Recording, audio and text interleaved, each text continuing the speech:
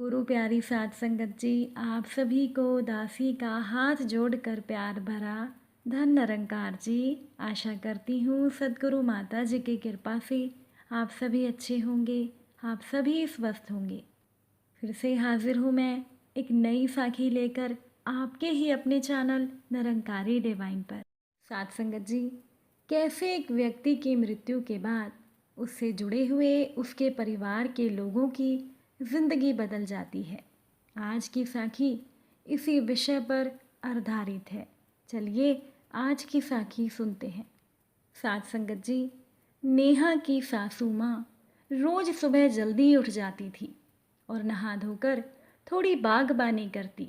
फिर आटा गूँथना, सब्जी काटना, ये सभी काम नेहा की सास नेहा के उठने से पहले ही कर लिया करती थी। लेकिन एक दिन सुबह की बात है, जब नेहा उठी तो नेहा को कोई भी आवाज़ नहीं सुनाई दी। नेहा सोचने लगी कि आखिर उसकी सासू माँ आज कहाँ चली गई। नेहा ने सोचा कि वो तो कभी मंदिर भी नहीं जाती थी। ये सोचते हुए नेहा घर से बाहर निकली तो उसे उसकी सास कहीं भी दिखाई नहीं दी। नेहा ने देखा कि अभी तो गेट का ताला भी नहीं खुला था। फिर अचानक से सासू माँ कहाँ चली गई। नेहा सोचने लगी कि सभी के जाने का समय हो रहा था। बच्चों को तैयार करना, उनको स्कूल भेजना और पति केशव को ऑफिस के लिए लंच तैयार करके देना, कितने काम पड़े थे। इधर सास को खोजने में नेहा का समय निकलता जा रहा था। तभी नेहा अपनी सासू माँ को खोजने उनके कमरे में चली गई। नेहा ने अंदर जाकर देखा तो उसकी सास अभी भी बिस्तर पर सो रही थी। नेहा ये देखकर बहुत हैरान थी कि रोज सुबह इतनी जल्दी उठने वाली उसकी सास आज इतनी देर तक कैसे सो रही है। नेहा तेज आवाज में अपनी सासू माँ को बुलाने लगी, लेकिन जब उसकी सासू माँ ने कोई आवाज़ नहीं दी तो नेहा उन्हें तेज तेज झकझोर कर जगाने लगी। लेकिन ये क्या, नेहा ने देखा कि उसकी सास का शरीर ठंडा पड़ चुका था और उनकी मृत्यु हो चुकी थी।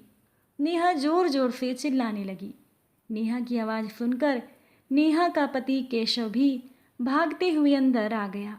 पूरे घर में कोहराम मच गया। आसपास के लोग भी इकट्ठा हो गए। धीरे धीरे रिश्तेदार और शहर के जान पहचान के लोग भी इकट्ठे हो गए।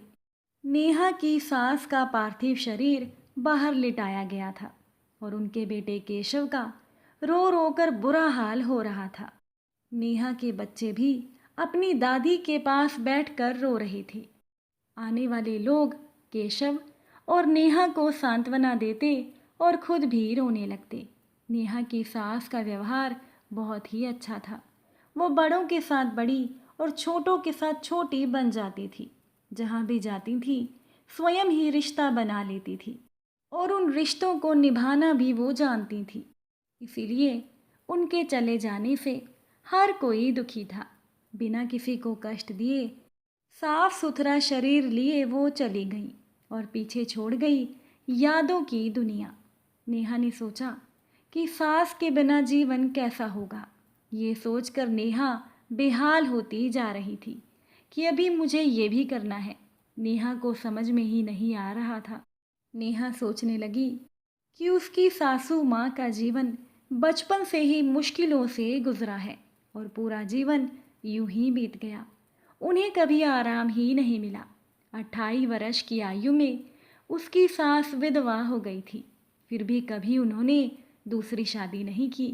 उन्होंने अपने बेटे केशव और अपनी बेटी अंजलि का अच्छी तरह से लालन पालन किया और उन दोनों को अपने पैरों पर खड़ा होना सिखाया। अंजलि की शादी होने के बाद अंजलि ससुराल चली गई और घर में केशव और उसकी माँ अकेले रह गए थे।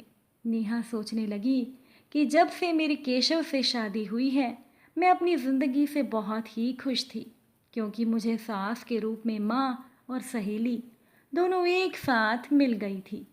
नेहा ने सोचा कि मेरी सास ने मुझे कभी बहू नहीं समझा, हमेशा मुझे बेटी अंजलि जैसा प्यार दिया और मैंने भी कभी उन्हें सास नहीं समझा, हमेशा उन्हें माँ की नज़र से देखा। नेहा सोचती है कि कभी अगर मुझसे कुछ गलती हो जाती थी तो मेरी सास मुझे डांटने के बजाय कितने प्यार से समझाया करती थी। कि तभी किसी को नेहा ने कहा कि बहू जल्दी करो, समय हो रहा है, अपनी सासू माँ को नहला दो।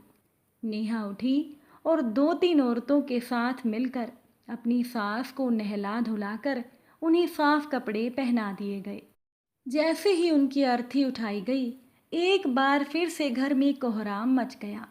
नेहा का पति केशव फूट फूट कर रोने लगा और सोचने लगा कि उस माँ जिसका आंचल जीवन भर उसके सिर पर छाया करता रहा, उसे हर एक मुश्किल से बचाता रहा, आज वो आंचल छूटने वाला था। केशव ने अपने कर्तव्यों को किसी प्रकार से पूरा किया। शमशान से लौटते हुए दोपहर हो गई थी। नेहा के मायके वालों ने खाने का प्रबंध कर दिया था। ना चाहते हुए भी नेहा ने खाना खा लिया। साथ संगत जी, यही हकीकत है कि किसी के चले जाने से जिंदगी रुक नहीं जाती है, लेकिन उसके चले जाने का दुख हमेशा महसूस होता है।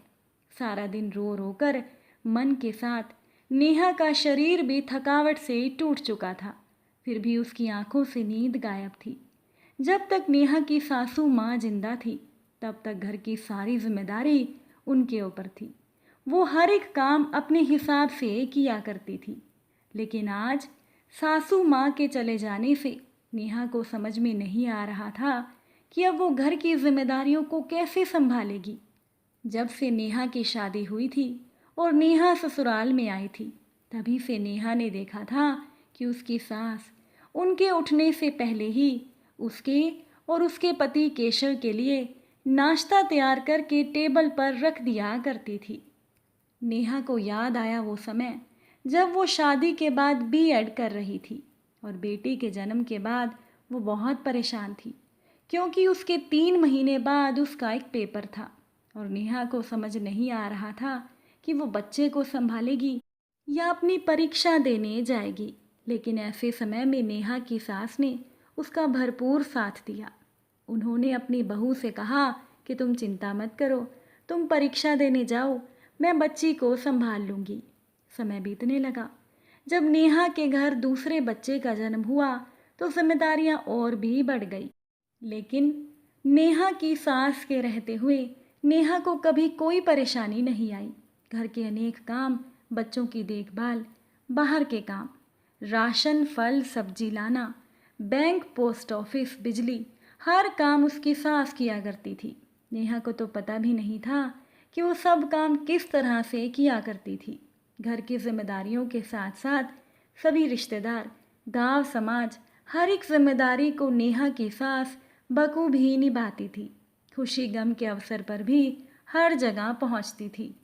सारी रात नेहा अपनी सास के किए हुए एहसानों के बारे में सोचती रही और अगली सुबह जब नेहा उठी तो बहुत परेशान थी, क्योंकि नेहा के पति केशव चाहते थे कि उसकी माँ की सभी रस्मों को अच्छे से निभाया जाए। लेकिन रिश्तेदार भी कब तक बैठते। किसी तरह से चौथे दिन शोक सभा करके सभी औपचारिकताएं निभाई गई। 20 दिनों के बाद सब समाप्त हो गया।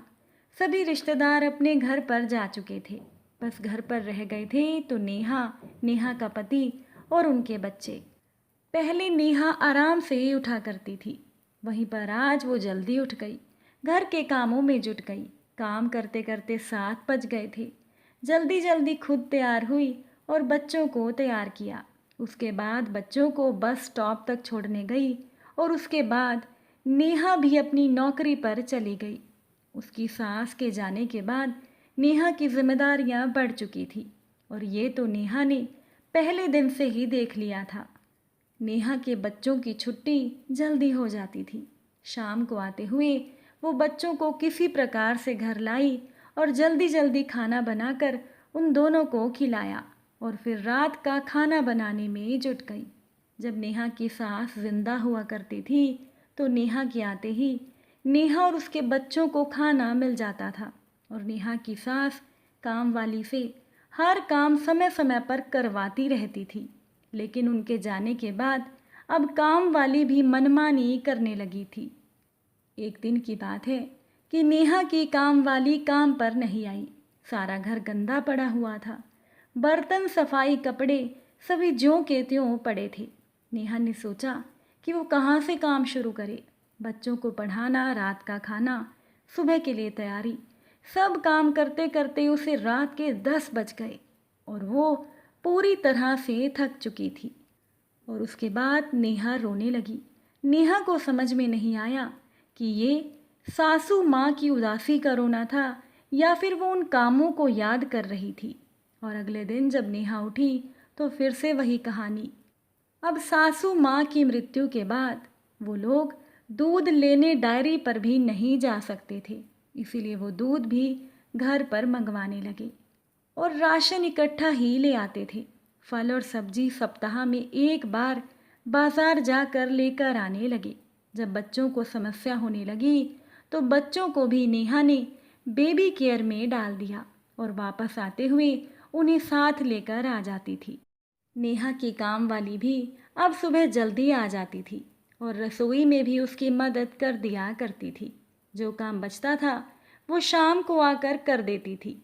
और केशव भी पहले तो घर का कोई काम नहीं किया करता था और अपना सामान जहाँ तहाँ रख दिया करता था।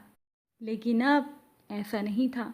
अब नेहा के पति केशव ने अपना सामान संभाल कर रखना शुरू कर दिया था।